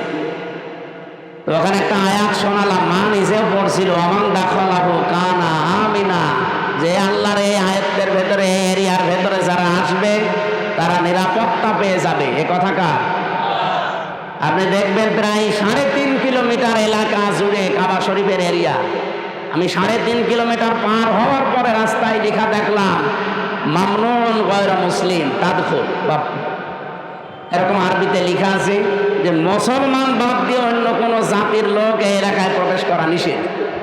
কারণ এলাকাটা আল্লাহ নিজে নিরাপত্তা দিচ্ছে। আপনার নিজের বাবার খুনিও যদি সামনে পড়ে যায় এই কাবার এরিয়ার ভেতরে আপনি কিছু বলতে পারবেন। কি কথা বোঝেন? এবার আমার প্রশ্ন এই নাটোরবাসীর কাছে, বলেন তো বাংলাদেশের এই 56,000 বর্গ মাইল কি কাবা শরীফ? এখানে নিরাপত্তা লাগবে না? আজ আমি রাস্তায় চলতে পারি না চাঁদাবাজির ভয়ে, ছিনতাইয়ের ভয়ে। গত পরশুদিন আমার ঘরের পাশে এসির তার কেটে নিচ্ছে দিনের বেলা, সিসি ক্যামেরা লাগানো আছে। আমি জমান নামাজ পড়তে গেছি, ওই সময় সিসি ক্যামেরায় দেখলাম 1:31 বাজে, তার মানে নামাজে দাঁড়িয়েছি অলরেডি, ওই সময় চোর কাটতেছে। একটা তার কেটে ও হয়তো নেশাখোর, কয় টাকা বিক্রি হবে? 200-300, অথচ ওটা লাগাতে 7,000 টাকা লাগবে। ও কাটতেছে, আমি 30 সেকেন্ডের ভিডিও ওসি সাহেবকে বললাম, এই যে দেখেন তো। ও তো জানে না যে ক্যামেরা লাগানো আছে, ও ধান্দায় কাটতেছে। ওসি সাহেব বলছে ঠিক আছে, আমি শনাক্ত করতে পেরেছি, দেখছি। বিকালে বলছে হুজুর ধরে ফিরছি। বিকালে ধরা পড়ার পরে জিজ্ঞাসা করলাম কি? বলছে আচ্ছা করে পিটালাম। বলছে এর আগেও 2বার কেটেছিলাম। তার মানে ঠিকই বলেছে, এর আগেও 2বার কেটেছি। কি করলেন? বছর চালান দিয়ে জেলে পাঠিয়েছে। এই যে এই লোকটা দিনের বেলা আমার নিরাপত্তা নেই, আমার জিনিসের চুরি হয়ে যাচ্ছে। আর এই রাতে এখন এই 10:30, 11টায় কুষ্টিয়া পর্যন্ত নিরাপদে বাড়ি যেতে পারবো কিনা সে গ্যারান্টি এখন আমার হাতে আছে নেই। তাহলে এই 56,000, এখান থেকে কুষ্টিয়া মাত্র 60 কিলো এই জায়গা থেকে, তাহলে 56,000 বর্গ মাইল, প্রায় 1250 কিলোমিটার এদিক ওদিকে, এত বড় বিশাল এরিয়া, কাবা শরীফের মতো নিরাপত্তা দেওয়া লাগবে না? এটা তো ডক্টর ইউনূসই পারবে নাকি? বলেন বলেন। আল্লাহ রাব্বুল আলামিন বলেন উলাইকা লাহুমুল আমনু, এই যে উলাইকা দিয়েছে। এই বাংলাদেশের 56,000 বর্গ মাইলের দিকেই মনে হচ্ছে আল্লাহ এভাবে আঙ্গুল দিয়েছেন। এই মানুষগুলোই নিরাপত্তার হকদার, যদি তারা সত্যি ঈমান আনতে পারে নির্ভেজাল ভাবে, আর তারা ঈমানের সাথে জুলুমকে, তার মানে শিরিককে মিশ্রণ না করে। বাংলাদেশে নিরাপত্তার সাথে চলতে হলে দেশ শিরিক মুক্ত করা লাগবে। যত শিরিক পৃথিবীতে আছে 120 প্রকার পর্যন্ত আমি পড়েছি, সবচেয়ে বড় শিরিক হচ্ছে আল্লাহর আইনের সাথে শিরিক করা। সুতরাং এই দেশে আমরা আল্লাহর আইনকে যারা প্রতিষ্ঠা করতে চায় তাদের জীবন শিরিক মুক্ত। আল্লাহর আইনের বাইরে অন্য কোন আইন, যারা বাবার আইন, স্বামীর আইন, চাচার আইন, দাদার আইন, ব্রিটিশের আইন কায়েম করতে চান, আপনি শিরিক করছেন। আপনি নিরাপত্তায় থাকতে পারবেন না। আমাদের নিরাপত্তা তো মাস্ট বি আছে। আমরা মরে গেলেও শহীদ, বেঁচে থাকলেও গাজী, এরকম একটা শপথ বাক্য নিয়ে দুনিয়ায় বেঁচে আছি। বলেন না সলাতি ওয়া নুসুকি ওয়া মাহইয়ায়া ওয়া মামাতি লিল্লাহি রাব্বিল আলামিন। নবী আপনি বলেন আমার নামাজ, আমার কোরবানি, আমার বেঁচে থাকা, আমার মরে যাওয়া সব আমি আল্লাহকে দিয়েছি। এই কথা বলেই কিন্তু রাস্তায় আসা লাগে। যারা শপথ বাক্য পাঠ করার রকম হতে হলে এ আয়াত পড়ায় না, যারা পড়িয়েছে আপনি জিজ্ঞাসা করেন, আমারও তো পড়িয়েছে, আমার আমিরে জামাত জেলখানায় পড়িয়েছে। বলছে এখানে পড়িয়ে দিলাম, বাইরে যেয়ে নতুন করে ঝালাই করবা। এসে আমি আবার এই 7-8 মাস পড়াশোনা করে পরীক্ষা দিয়ে ঝালাই করে আমাদের কেন্দ্রীয় মেহমান মোবারক ভাই এসে আমারে বলছে বলো পড়িন না সলাতি, অথচ এই আয়াত সেই ছোটবেলা থেকে পড়ছি। তো ওই দিন পড়ার পর থেকে একটা আলাদা জিনিস আল্লাহ আমাকে দান করেছে, বলেন সুবহানাল্লাহ। আমার ভাইরা, আমি যে কথাটা তুলে আনতে চেয়েছিলাম, বাংলাদেশে এই 54 বছরে এখনো পর্যন্ত আল্লাহর বিধান একটাও চলছে না। সুতরাং আল্লাহর দৃষ্টিতে আমরা এখনো পরিপূর্ণ কামেল মুমিন হতে, আপনি জোর করে দাবি করলেও হবে না। এটা তো বলা লাগবে কোরআন আর হাদিসের দৃষ্টিতে। 92টা সূরাতে আল্লাহ ডাক দিলেন না, অথচ মক্কা ইমানদার ছিল, কিন্তু দায়িত্বে ছিল আবু জেহেল। কে ছিল? কিন্তু মদিনায় যাওয়ার পরে আল্লাহর বিধান কায়েম করে দায়িত্বে ছিল রাসূলুল্লাহ। তাহলে বাংলাদেশেও রাসূলুল্লাহর খাঁটি উম্মত যারা আল্লাহর আইন চায় সৎ লোকের, এই বিধানগুলো দিয়ে 500 আইন যেদিন বাংলাদেশে কায়েম হবে, সেই দিন এই দেশের মানুষ বুক ফুলিয়ে বলতে পারবে আমি ইমানদার। তাদেরকে আল্লাহ ডাক দেবেন, ইয়া আইয়ুহাল্লাযীনা আমানু। আমার কথা মনে হয় আমি অল্প সময় হলেও বোঝাতে পেরেছি। এই দেশে ইমানদার হয়েও যদি এখন মারা যেতে চান, পরিপূর্ণ কামেল মুমিন ইমানদার, তাহলে এই দেশে ইসলাম কায়েমের আন্দোলন করা নফল না ফরজ? আরো যারা বলেন। সবাইকে আল্লাহ আমার এই কথা শোনার পরে নিয়ে আসবে, বিষয়টা এমন না। সূরা সূরার শেষের দিকে আছে 13 নম্বর আয়াতে আল্লাহ পাক বলেন, আনাকিমুদ্দিন ওয়ালা তাতাফাররাকু ফি, দিন কায়েম করো, এই বিষয়ে কোনো মত পার্থক্য ফতোয়াবাজি মতবিরোধ করবা না। নবী আপনি এই কথা বললেই সবাই দলে দলে আসবে তা না। কাবুর আলাল মুশরিকিনা মা তাদউহুম ইলাইহি, আপনি যেদিকে মানুষকে ডাকেন দিন কায়েম করার জন্য, সবচাইতে বেশি খারাপ লাগবে কথাটা শুনলে মুশরিকদের। আমি কি বানিয়ে বললাম? কাবুর আলাল মুশরিকিনা মা তাদউহুম ইলাইহি, নবী যেদিকে ডাকেন মানুষকে যে দিন কায়েম করা লাগবে, এটা ফরজ, সব নবী করেছে, সবাই আসবে না, মুশরিকদের কাছে সবচাইতে বেশি খারাপ লাগবে। তা আমরা দিন কায়েমের কথা বললে আপনি ট্যাগ দেন কোন কারণে? আপনি কি মুশরিক? আপনি মুশরিক না, আপনি আসতেও চান না কেন? সে কথা আল্লাহ পরে শেষের দিকে দিয়েছে। আল্লাহু ইয়াজতাবি ইলাইহি মাইয়াশা ওয়া ইয়াহদি ইলাইহি মাইয়ুনিব, আল্লাহ যাকে ভালোবাসে পছন্দ করে শুধুমাত্র তাকেই দিন কায়েমের জন্য মনোনীত করে। ওয়া ইয়াহদি ইলাইহি মাইয়ুনিব, এবং যে মন থেকে আল্লাহর দিকে ফিরে আসতে চায়।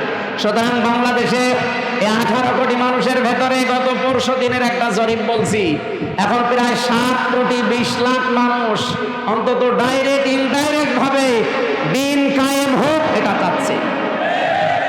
18 কোটির ভেতরে 7 কোটি 20 লাখ, আমি আশা করছি আর 1 বছর যেতে দেন, যদি ডবলও হয়ে যায় তা কত কোটি হবে? 14 কোটি, 40 লাখ। বাকি যারা আছে কিয়ামতের আগে আর আপনাদের আশা স্বপ্ন পূর্ণ হবে না। এই জন্যে ফজর মতো, হাবিবের মতো, হারুন ভাইয়ের মতো মানুষকে লাগিয়ে দিয়েছে। এরা এই 15.5 বছরে কোনোদিন এদের মুখে রাজাকার রাজাকার শুনি না, আল বদর মৌলবাদী শুনি নাই। হঠাৎ করে এদেরকে লাগিয়েছে এই কারণে, কারণ আমি নিজে তাদের সাথে দেখেছি, তো তারাই গোপন কথা আমরা বলে দিয়েছি। 3 বছর ছিলাম একাধারে, তাদের বহু গোপন কথা আমি জানি। এতদিন বলে না, এখন হঠাৎ করে এই ভাঙা বাইক বাঁচিয়ে বাংলার মানুষকে বিভ্রান্ত করতে চাচ্ছে। তারা ভালোভাবে জানে যে যেভাবে আসতেছে মানুষ ইসলামের দিকে, একামতে দিনের দিকে, এভাবে যদি ঝুঁকতে থাকে, আর একবার যদি 300 এমপির ভেতরে 151 জন আল্লামা সাইদি সাহেবের মতো, মাওলানা নিজামের মতো, আলী হাসান মোহাম্মদ মুজাহিদের মতো মানুষ মাত্র 151 জন এবার চলে যেতে পারে, ওরা 5 বছর লাগবে না, 1 বছরে যা করেছে, আর ক্ষমতা হাতে পেলে 2 বছরে ওরা যা করবে কিয়ামত পর্যন্ত আমরা চেয়ারের মুখ দেখতে পাবো। এইটাই বাস্তবতা। আমি একেবারে কাছে থেকে এই কথাগুলো শুনেছি, এটা ডেলিভারি দিয়ে দিলাম, আপনারা প্রচার করেন যা। সুতরাং ফজর মুখে এবং হাবিব ভাইয়ের মুখে চুনকালি পড়বে। আজকে কয় তারিখ? 25। আর মাত্র 5 দিন পর একটা অনুষ্ঠান আছে আমার, এই যে মোলাডুলি, পাশে মোলাডুলের পাশে ঈশ্বরদী থানার ভেতরে। আল্লাহর ওলিরা না এটা বন্ধ করে দেবে, বলেন সুবহানাল্লাহ। আরে ভাই, এতদিন মসজিদের মেম্বারে দাঁড়িয়ে এই কথাগুলো বললে আপনারা বলতেন যে বিশাল সাহসী হুজুর, অথচ খালি সময়ের পরিবর্তে এই কথাগুলো এখন বললে আপনি বলেন যে মসজিদ কি রাজনীতি করার জায়গা? কি আশ্চর্য! মসজিদে যদি রাজনৈতিক কথা বলা না যায়, তো মসজিদে কি করবেন? আপনি মসজিদের নববীতে যান, এখনো মেহরাবটা আছে, ওখানে উপরে আজান দেয়, নিচে অস্ত্র রাখার জায়গা। মেহরাব মানে কি? অস্ত্রাগার, যেখানে অস্ত্র রেখে দেয়, ইমাম সাহেব তার উপরে দাঁড়ায়, খুতবা দেয়, জাতিকে সতর্ক করে। আর সেই মসজিদে এখন চাঁদাবাজদের বিরুদ্ধে, চরিত্রহীনদের বিরুদ্ধে কথা বলতে গেলে বলে, হ্যাঁ মসজিদ কি রাজনীতি করার জায়গা? রাজনীতি কোথায় করবো? চড়ে জঙ্গলে। সম্মানিত উপস্থিতি, আমি মক্কা এবং মদিনায় সূরা নাযিল হওয়ার প্রেক্ষাপটে যতটুকু বুঝেছিলাম ডক্টর নোমান আলী খান হাফিজাহুল্লাহর বক্তব্য থেকে আমি ডেলিভারি দিয়েছি। আশা করছি আপনি বুঝেছেন। এবার আপনার বিবেকের বিষয়, এদেশে সত্যি ইমানদার পরিপূর্ণ যদি আল্লাহর দৃষ্টিতে হতে চান, রাষ্ট্রীয়ভাবে ইসলাম করার জন্য সর্বাত্মকভাবে চেষ্টা করা লাগবে। আর সবাইকে আল্লাহ নিয়ে আসবে না, আল্লাহ যাকে পছন্দ করে এবং যে মন থেকে আসতে চায় তাকে দিয়ে আল্লাহ এই কাজ করাবে। সুতরাং এই 7,20,00,000 মানুষকে আমার মনে হয় আল্লাহ পছন্দ করে ফেলেছে। বাকি যাদেরকে এখনো পছন্দ করেনি তারা লাইনে থাকেন, সিরিয়াল করেন, একটা একটা করে আসেন। এই কথা বুঝতেছেন? এবার আসেন তো সূরা মায়েদার আনআমের 50 নম্বর আয়াতটা আমরা পড়েছি। নবীকে নিয়ে যে কথাগুলো এই মাস আসলে এখন বলা হবে, নবী গায়েব জানে, বিভিন্ন জিনিসের কথা তার উপর চাপিয়ে দেওয়া হয়, সেইটাই আল্লাহ জানিয়েছেন। হে নবী আপনি বলেন, কুল্লা আকুলু লাকুম ইনদি খাযাইনুল্লাহ, যে বলেন আমার কাছে আল্লাহর ধনভাণ্ডার নেই। ওয়ালা আলামুল গায়বা, আমি গায়েব জানি না। ওয়ালা আকুলু লাকুম ইন্নী মালাক, আর আমি দাবি করি না যে আমি ফেরেশতা।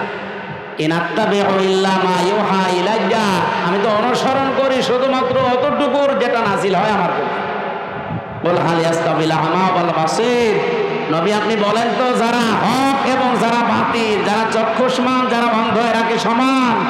আফালা তাতাফাক্কারুন, এরপরও চিন্তা করবে না? এবার আসেন আমরা বাস্তবতায় যাই। বাংলাদেশে যেহেতু রবিউল আউয়াল আসলে দুইটা জিনিস সামনে চলে আসে, একটা মিলাদ আর একটা সিরাত। কি আসে? আমার 1 ঘন্টা হয়ে গেছে, শুরু করব? আরো 15-20 মিনিট বলতে চাই, থাকবে? এই যে যারা উঠে যাচ্ছে এরা কি ওইগুলো নাকি? উঠেছেন না ভাই, অন্তত 10 মিনিট সময় দেন। আমারও সে ফজরের পর থেকে আবার আরম্ভ অনুষ্ঠান, একেবারে সন্ধ্যা পর্যন্ত। এই জন্য অনুষ্ঠানগুলো এখন সব গুটিয়ে ফেলেছি, দূরের কোনো জেলায়ও যাচ্ছি না। নির্বাচনের আগ পর্যন্ত তো এই 5-7টা জেলায় আমি শেষ করতে চাচ্ছি। সারাদিন আমার সাংগঠনিক কাজ থাকে, আর এই মাগরিবের পর থেকে রাত 9টা, 10টা, 11টা পর্যন্ত আপনাদের সময় দিয়ে যাবো। পাবনা, নাটোর, ওদিকে মেহেরপুর, চুয়াডাঙ্গা, ঝিনাইদহ, রাজবাড়ী, এই শেষ। আর বাইরে যাবো না ইনশাল্লাহ। আমিরে জামাত আমাদের নির্দেশ দিয়েছেন যার যার এলাকায় কাজ করতে। আল্লাহ আমাদেরকে যেন ইখলাসের সাথে কাজ করার তৌফিক দেন, আমিন। এ মাস আসলে যেহেতু এই ভেজালগুলো আছে, এই জন্য নিরসন করছি। কি আসে বলেন তো? মিলাদ আর সিরাত। মিলাদ মাহফিল হবে না? 63 দিন ব্যাপী নবীর মিলাদ মাহফিল কারা যেন আয়োজন করেছে চট্টগ্রামে, 63 দিন। আর বাংলাদেশ জামাত ইসলামী চট্টগ্রামের চনতি ময়দানে আল্লামা সাঈদী যেটা করতেন, ওখানে 19 দিন ব্যাপী 19 জন আলেম প্রতিদিন যাবে। আমার 18তম দিনে দিয়েছে নবীজির রাজনৈতিক জীবন কেমন ছিল। আশা করছি ওখানে কথাগুলো সঠিকভাবে তুলে ধরতে পারবো ইনশাআল্লাহ, আপনারা দোয়া করেন। আজকে আমার বিষয়টা হচ্ছে মিলাদ এবং সিরাত, এই দুইটা শব্দ নিয়ে। অনেক মানুষ আছে বাংলাদেশে মিলাদ মানে সিরাত মানতে চায় না, অনেকে আবার সিরাত মানে মিলাদ মানতে চায় না। না, দুইটাই মানা রাখবে। মিলাদুন বিলাদুন থেকে এসেছে, এটা মানে জন্ম বৃত্তান্ত। মিলাদ মানে কি? নবীজির জন্ম থেকে আপনাকে 27টা শিক্ষা নেওয়া লাগবে, শুধু জন্ম থেকে। এবার তার সিরাত আরম্ভ হয়েছিল, এই সিরাত থেকে 12টা, আর এখান থেকে 27টা। আমি একটা প্রথমে দিতে চাই, দেখেন তো আপনি নিতে পারেন কিনা। এটা সিরাত ইবনে হিশামে এসেছেন। বিশ্বনবী পৃথিবীতে আসার পরে তাকে যিনি কোলে তুলে নিয়েছিলেন দুধ দেওয়ার জন্যে, আমরা কয়েকজনের নাম জানি, তার ভেতরে অন্যতম নাম হচ্ছে হযরতে হালিমাতুস সাদিয়া। এর আগেও দুধ খাওয়িয়েছে সোয়াইবিয়া নামক একজন, কিন্তু এই যে হালিমাতুস সাদিয়া, ওনাকে বুকে তুলে নিয়ে দুধ দিয়েছিলেন প্রথমে। সিরাত ইবনে হিশাম যিনি লিখেছেন, উনি বলেন ডান স্তন মুখে দেওয়ার পরে নবীজি মুখ বের করে নিলেন, বাম স্তন মুখে দেওয়ার পরে নবী মুখ, ডান স্তন দেওয়ার পরে তিনি দুধ খেয়ে আরম্ভ করলেন দুধ পান করা।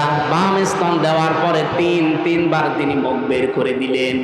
হযরতে হালিমা বলেন, আমি মুখের দিকে তাকিয়ে দেখি চোখের ইশারা দিয়ে মোহাম্মদ আমাকে বসাতে চায়। মা হালিমা, জোর করেন কেন? ডান স্তন আমার ছিল, এটা তো আমি পান করেছি। বাম স্তন এটা আমার না, আমি জানি আপনার একটা সন্তান আছে ছোট, আমার আব্দুল্লাহ দুধ ভাই, এটা আমার দুধ ভাই আব্দুল্লাহর হক। আপনি জেনে রাখেন, দুনিয়ায় আমি ভাইয়ের হক নষ্ট করার জন্য আসি নাই, এসেছি ভাইয়ের হক ফিরিয়ে দেওয়ার জন্যে। বাংলার মুসলমানেরা সেই নবী এই রবিউল আউয়াল মাসে জন্ম নিয়ে মায়ের কোলে বসে ভাইয়ের হক নষ্ট করে না, ফিরিয়ে দেয়। সেই নবীর উম্মত এখন আমরা দাবি করছি। এ রবিউল আউয়াল মাস আসলে অনেকেই সাদাবাজি থেমে নেই, অনেকের দুর্নীতি ঘুষ খাওয়া থেমে নেই। কিসের রবিউল আউয়াল পালন করেন আপনি, মিলাদ দেন। বহু মানুষকে আমি কুষ্টিয়ার কথা বলছি, আমি নাম নিলাম না, কুষ্টিয়াতে শুনেছি চাঁদার টাকা আদায় করে এনে মিলাদ দেয়। আমি নাম নিলেও নিতে পারতাম। কুষ্টিয়া ওই যে চাউলের কাজ কারবার বেশি হয়, কুষ্টিয়া থেকে পোড়াদা পর্যন্ত যে বিশাল মার্কেট, বাংলাদেশের দ্বিতীয় মার্কেট বলা হয় এটা। এখানে অনেকেই দেখি, শুনছি, দেখছি তারা চাঁদাবাজি করে আমাদের মতো হুজুরকে দিয়ে মিলাদ পড়াচ্ছে। এই রবিউল আউয়ালে পড়াবে টাকা কিসে? চাঁদা। কি দিচ্ছে? মিলাদ আপনি কি বলবেন? মিলাদ মানে বিলাদ, বিলাদ মানে জন্ম বৃত্তান্ত। নবীর জন্ম বৃত্তান্ত থেকে তো প্রথমেই শিক্ষা আপনাকে নেওয়া লাগবে যে নবীজি ভাইয়ের হক ফিরিয়ে দিতেন, আর আপনি ভাইয়ের হক আরো নষ্ট করছেন, মেরে খাচ্ছেন, আবার মিলাদ দিচ্ছেন তার নামে। আশা করছে আপনি থামবেন, এটা আপনার কানেও যাবে। ডাইরেক্ট না গেলেও ইনডাইরেক্ট আপনার কানে যাবে, আপনি থামবেন। 2 নম্বরের বিষয় পেয়েছি সিরাত। বিশ্বনবী মুহাম্মদ রাসূলুল্লাহর জীবন চরিত্র, তার আদর্শ, এটাকে সিরাত বলা হয়। আমার প্রশ্ন, দুনিয়াতে বহু মানুষ শুধু নবীজির মিলাদ মেনেছে, বিশ্বাস করেছে, মহব্বত করেছে মিলাদকে, কিন্তু তারা জাহান্নামে গেছে শুধু সিরাত না মানার কারণে। কিন্তু বহু মানুষের জীবনী আমি পড়ে দেখেছি, তারা মাত্র শুধু মিলাদ না, মিলাদও মেনেছে, সিরাতও মেনেছে। এই মানুষগুলো দুনিয়া থেকে জান্নাতি। যেমন হযরতে আমির হামজা, হযরতে আব্বাস রাদিয়াল্লাহু তাআলা আনহুমা, 2 জনের কথা আপনি পড়া জীবনী পড়ে দেখবেন। তাদের পড়া জীবনে আমি পড়ে পেয়েছি তারা মিলাদও বিশ্বাস করেছে, নবীর জন্ম, তারা সিরাতও মেনেছে। কি আমি বেশি বললাম? তারা মিলাদও মেনেছে, সিরাতও মেনেছে, 2 জনে জান্নাতি। আপনি সিস্টেম অপর পৃষ্ঠায় দেখুন, আরো 2 জন চাচা আছে, নবীর আপন চাচা, আবু লাহাব আর আবু তালেব। এই 2 জন চাচা নবীর মিলাদ নিয়ে, জন্ম নিয়ে খুশি ছিল, কিন্তু নবীর আদর্শ পেয়ে তারা খুশি হয়নি। এই জন্য 2 জনে জাহান্নামী। আমার মনে হয় যারা জ্ঞানী মানুষ বুঝে ফেলেছে, সুতরাং এই রবিউল আউয়াল আসলে শুধু মিলাদ নিয়েই খুশি থাকবেন। আপনি আর কি খুশি? আবু লাহাব নিজের বাড়ির কাছের মেয়ে লোক কিনা দাসীকে এই 2 আঙ্গুল দিয়ে আযাব করে দিয়েছিল, এত খুশি হয়েছিল এই লোকটা। আপনি আর কয় টাকা খরচ করবেন না, 2 মণ মিষ্টি কিনবেন, কারণ নিজের কাছের মেয়েকে আযাব করে দিয়েছে। এত খুশি হয়েছিল নবীর জন্মে, নবীর মিলাদে, নবীর জন্ম গ্রহণ করায়, কিন্তু নবীর আদর্শ মানে নাই, এই জন্য জাহান্নামী। এই জন্য কি? আর 2 জন চাচার কথা বললাম না, নিজে আমি আমির হামজার কবরের পাশে দাঁড়িয়েছিলাম, মনে হচ্ছে এখনো বসে আছে জিন্দা, কারণ শহীদরা মরে না। বলেন শহীদরা। এই হিসাবে বিশ্বাস করি বাংলাদেশ জামাত ইসলামীর যে 11 জন কেন্দ্রীয় নেতাকে ফাঁসি দিয়েছে, জেলখানায় হত্যা করেছে, প্রত্যেকটা শহীদ, কেউ মারা যায়নি, সবাই আল্লাহ জান্নাতের খাবার খাচ্ছে। কারণ তাদেরকে কেউ যদি বলে মরিয়ে গেছে, তার কবিরা গুনাহ হবে। ওয়ালা তাহসাবান্নাল্লাযীনা কুতিলু ফি সাবিলিল্লাহি আমওয়াতা, তোমরা কেউ ধারণাও করবে না, মুখে তো বলবাই না। ওয়ালা তাকুলু লিমা ইউকতালু, মুখে তো বলা যাবে না, ধারণাও করা যাবে না। এটা সূরা বাকারা, সূরা আলে ইমরানে 2 জায়গায় আছে। মুখে বলা যাবে না, ধারণাও করা যাবে না যে শহীদ হয়েছে যারা মরে গেছে। আল্লামা শহীদ দেলাওয়ার হোসাইন সাইদি রহমতুল্লাহ আলাইহি, উনি কি মরে গেছে না শহীদ হয়েছে? বলেন বলেন। আল্লামা সাইদি তুমি মরনি, শহীদ হয়েছ তুমি এটাই জানি। বলেন বলেন। আল্লামা সাইদি তুমি মরনি, শহীদ হয়েছ তুমি এটাই জানি। কাবা শরীফের পাশে যে এই গজলটা যে বানিয়েছিল তাশরিফ, এই ছেলেটা ছিল আমার সাথে। আমার ছোট মেয়েকে কোলে নিয়ে ওই কাবার পাশে বসে বসে বলছি, আমার মনে হচ্ছে যে কাবা শরীফে যে সাইদি সাহেব একবার ঢুকেছিল না, মনে হচ্ছে উনি ঢুকতেছে। কারণ শহীদ যারা হয় আমরা সবাই বিশ্বাস করি এরা মরে। আরো জোরে বলেন। এখন প্রশ্ন আসতে পারে, এই মরেছে, অনেকেই মেরে ফেলা হয়েছে, তাদেরকে অনেকে শহীদ বলতে চায় না। জিয়াউর রহমানকেও মেরে ফেলা হয়েছে, মুজিবুর রহমানকেও মেরে ফেলা হয়েছে, দুইজনকে মেরে ফেলা হয়নি। মানে আজ পর্যন্ত আপনি শুনেছেন কোনদিন যে শহীদ শেখ মুজিবুর রহমান? কেউ শহীদ জিয়াউর রহমান বলে। আমি আশা করব শহীদ জিয়ার যে আদর্শ ছিল, উনি যে মনোভাব নিয়ে রাজনীতি করতেন, বাংলাদেশে যারা বিএনপিতে আছেন তার মনোভাবে ফিরে আসেন। তিনি সারা জীবন ছিলেন ভারতের বিরুদ্ধে। তার জীবন পড়ে দেখেন, সারা জীবন তিনি ভারতের আগ্রাসনের বিরুদ্ধে ছিলেন। আর আপনি কি দল করেন যে দাদাদের কথা ছাড়া লড়তে পারেন? তার মানে আপনি ওনার আদর্শের ওপরে আর নেই। ওনার রাজনৈতিক জীবন একটু ভালোভাবে পড়ার আহ্বান জানাচ্ছি। আমরা যাকে মেনে চলছি, যার দেখানো পথে চলছি, শহীদ আল্লামা দেলাওয়ার হোসাইন সাইদি সারা জীবন ভারতের আগ্রাসনের বিরুদ্ধে কথা বলছে। বাংলাদেশ জামাত ইসলামীতে যারা আছে তাদের একই মনোভাব। আপনি দেখেন, কারো মাতব্বরি আমরা পছন্দ করি না। আপনি বন্ধুত্বের হাত বাড়িয়ে দেন, প্রতিবেশী হিসাবে আমরা মেনে নেব। মাতব্বরি করবেন, ওটা আমরা মানি না। কথা বলেন না কেন? মাতব্বরি মেনে নেওয়া যদি মানুষের স্বভাব হতো, তাহলে সিঙ্গাপুর মেনে নিত। সিঙ্গাপুরের পাশে মালয়েশিয়া, 5 ডবল না, আমার মনে হয় সিঙ্গাপুরের চাইতে মালয়েশিয়া কমপক্ষে 50 ডবল বড় হবে। কারণ বাংলাদেশের এই নাটোর যত বড়, সিঙ্গাপুর এত বড় না। নাটোরে এ মাথা থেকে ও মাথা কত, 60-70 কিলো হবে না? 60-70 কিলোর বেশি হবে এ মাথা ও মাথা, অথচ সিঙ্গাপুর মাত্র 42 কিলো। তাহলে সেই হিসাবে বাংলাদেশে 64টা জেলা, নাটোর তো খুব বড় জেলা না, কুষ্টিয়া চাইতেও ছোট। সেই হিসাবে আমি বলছি যে সিঙ্গাপুরের চাইতে মালয়েশিয়া 50 ডবল বললে ভুল হবে, আরো বড়। কারণ মালয়েশিয়া বাংলাদেশের কমপক্ষে 7 ডবল, এর চাইতে 7 ডবল বড় বাংলাদেশের চাইতে। অথচ তার পাশে সিঙ্গাপুর ঠিক বন্ধুত্বের হাত বাড়িয়ে দিয়েছে। তাদের এরকম তার কাটা দেওয়া নেই। বন্ধুত্বের হাত বাড়াবেন, আপনি প্রতিবেশী, তার কাটা দিয়ে রাখবেন কোন কারণে? বিশ্বের কতগুলো উন্নত দেশ ঘুরে আসলাম, যারা আজ বন্ধুত্বের হাত বাড়িয়েছে, প্রতিবেশী কই, তাদের তো তার কাটা নেই। আপনাদের সাথে আমাদের শত্রুতার কারণ এইটা, আপনারা আন্দাজে নাক গলাতে চান।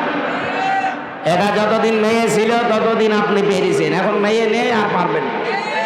নতুন করে কাউকে জামাই বানাতে চাইলে আগে জামাই বানান, তারপর।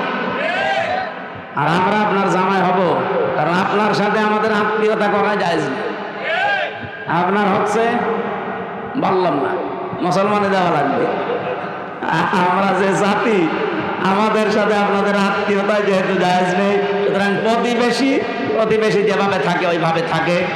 আমরা আপনাদের বিরুদ্ধে যাব না, কিন্তু প্রতিবেশী যখন মালিকের স্রোত ধরবেন তখন সারা জীবন বিরোধিতা করা লাগবে। এই কারণে আমরা রাসূলুল্লাহকে শুধুমাত্র মিলাদে মেনে, সিরাতে না মেনে আবু লাহাব, আবু তালেবের মতো হতে চাই না। আমরা হতে চাই আমির হামজা, হযরত আব্বাস রাদিয়াল্লাহু তাআলা আনহুমা। মিলাদও মানতে চাই, সিরাতও মানতে চাই। সিরাত মানবেন কোথা থেকে? 40 বছর থেকে শুরু করে 63, এই 23 বছরে 1 সেকেন্ডও বাদ দিতে পারবেন না। অনেক সময় হয়ে গেল আজকে। আমার সকালবেলা থেকে অনুষ্ঠান শুরু, ফজরের নামাজ পড়ে, মানে প্রায় কালকে 8টা হিসাব করে লিখে দেখলাম, 8টা অনুষ্ঠান কাল সারাদিন। এরপরে মাগরিবের পর আবার সিরাত অনুষ্ঠান। আমি আজকে চালাতে গেলে অনেক সময় লেগে যাবে, আমি আর চালাতে পারছি না। 1 ঘন্টা 20 মিনিট চলছে। আগামী থেকে আবার দেখবেন ইনশাআল্লাহ। আল্লাহুম্মা আমিন। লা ইলাহা ইল্লা আনতা সুবহানাক ইন্নী কুনতু মিনাজ জালিমিন।